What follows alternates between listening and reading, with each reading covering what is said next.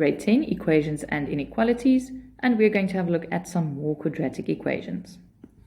In the previous video, we saw that quadratic equations can have at most two solutions, and we also had a look at the method you use to solve them. Here, the first step would be to get all the terms on one side equal to 0, and then we can factorize. When factorizing, we have difference between squares, so that will be x minus 4 and x plus 4. If we now solve x for each individual factor, we will see that x is 4, or x can be minus 4.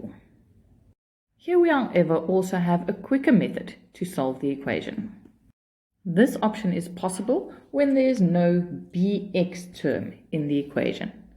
And then you can simply do the inverse calculation or operation on both sides of the equation, similar to linear equations.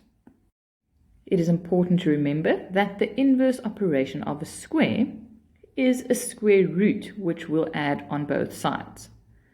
But then also you need to realize that it is the positive or the negative value of the square root that will give us the correct solution. Because here we are determining what values squared will give 16.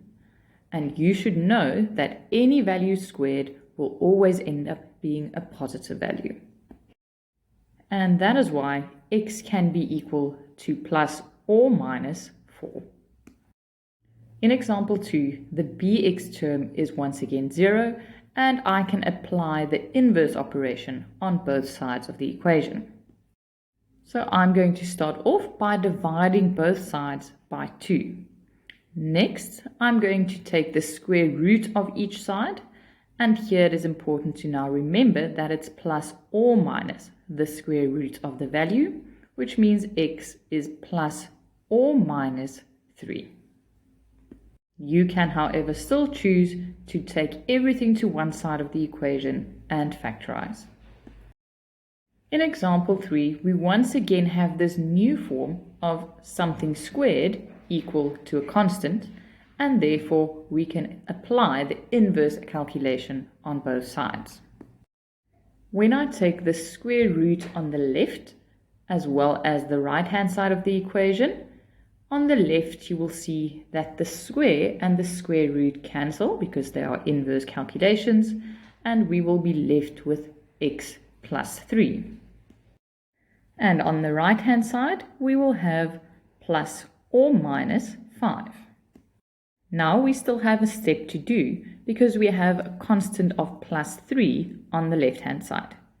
So I'm going to split this up and say x plus 3 can be equal to positive 5, or x plus 3 can be equal to negative 5.